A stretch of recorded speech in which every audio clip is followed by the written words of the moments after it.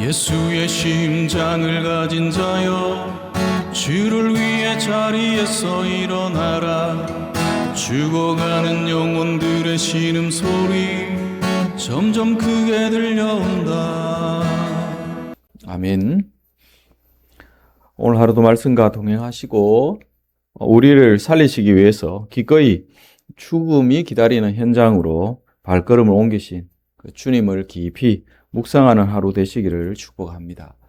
예수님께서 어제까지 우리가 본 대로 많은 사역들을 감당하실 때 특별히 나면서 맹인된 자를 살리시고 하시는 이러한 사건들로 인해서 또 하나님과 내가 하나다 이렇게 말씀하시는 그런 말씀들을 통해서 돌로 치려는 유대인들을 피해서 10장 40절에 보시는 대로 잠시 요단강 건너편으로 물러가 계셨습니다. 그런 상황에서 평소에 아주 친밀하게 지내던 사랑하는 나사로가 병들었다라는 소식을 그의 누이들을 통해서 전해 듣습니다. 그러나 예수님은 즉시 가지 않고 이틀을 더 머무셨다가 제자들에게 17절을 보면 유대로 다시 가자 이렇게 말씀합니다. 돌로 치려 하는 자들이 있는 유대로 다시 가자 이렇게 말씀합니다. 이는 죽은 자를 살리기 위해서 죽음이 기다리는, 죽이려는 자들이 기다리는 소굴로 가시자 하신 결정이었습니다. 1절에 나오는 이 베다니는 예루살렘에서 3km 정도 떨어져 있는 그런 마을입니다.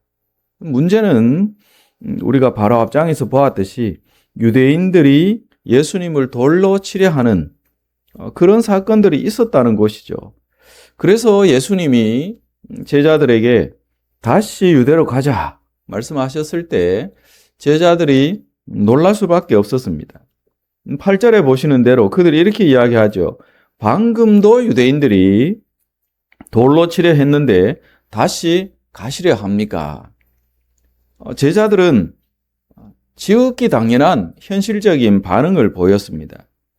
주님도 또 자신들도 죽을 수 있기 때문에 이렇게 말하는 거죠. 하지만 예수님은 하나님의 뜻을 따라서 움직이는 분이시죠. 근데 우리가 질문이 생깁니다. 그런데 왜 예수님은 바로 가시지 않고 이틀을 지체하셨는가? 그리고 두려워하는 제자들에게 이 낮과 밤 언급을 하시는데 그 의미는 도대체 뭔가? 이런 질문들이 생길 수 있습니다. 그런데 예수님은 이미 이렇게 말씀하시죠. 여러분 4절을 보시기 바랍니다.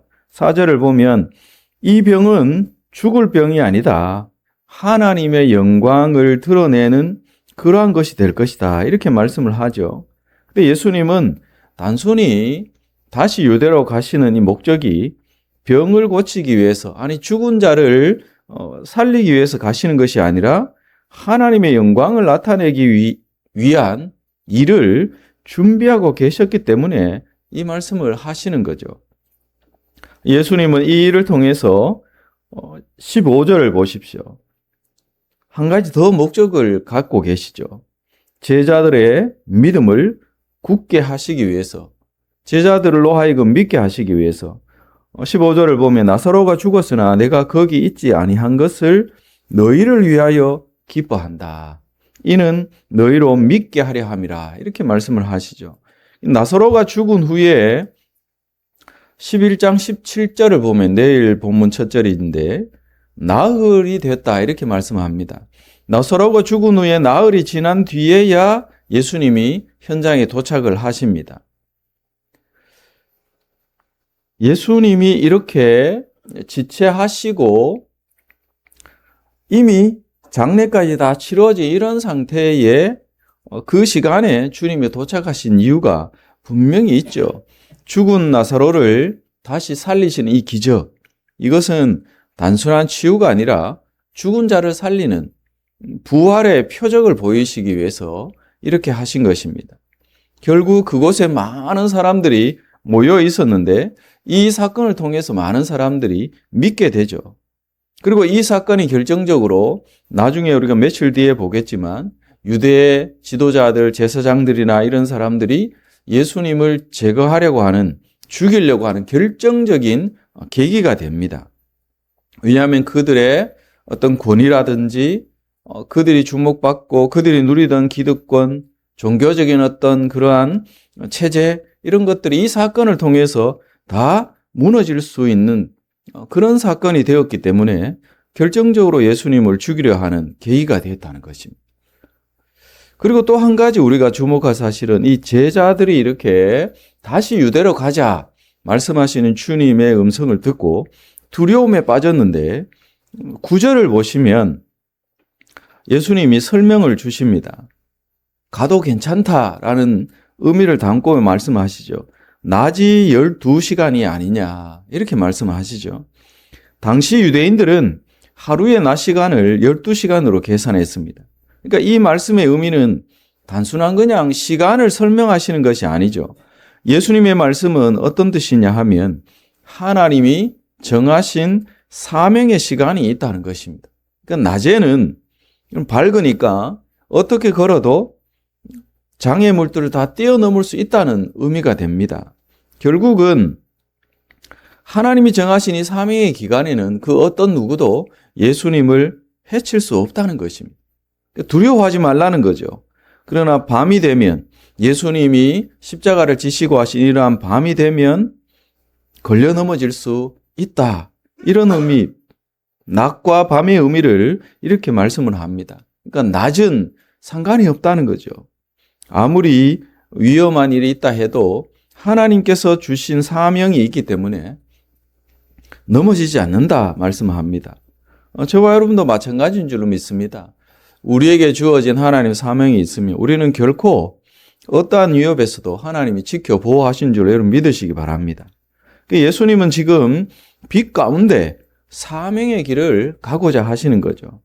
그래서 사람들의 위협이 있어도 그 사명의 시간이 끝나기 전까지는 아무도 예수님을 해칠 수 없다 말씀을 하고 있습니다. 그러니까 예수님은 어떠한 일에 있어서 두려움에 장애를 겪는 것이 아니라 하나님의 시간표에 따라서 절대적으로 움직이시는 분이라는 거죠.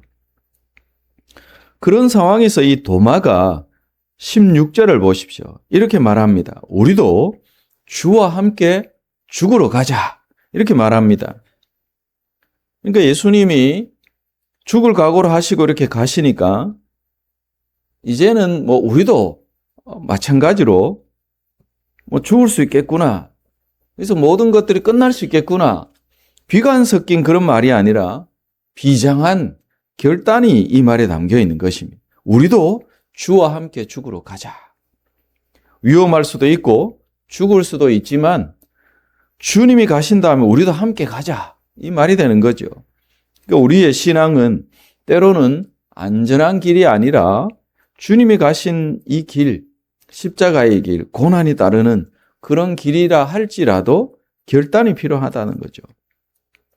그래서 예수님은 하나님이 뜻이 있는 곳, 그 유대로 제자들에게 말씀합니다. 유대로 다시 가자 말씀하십니다.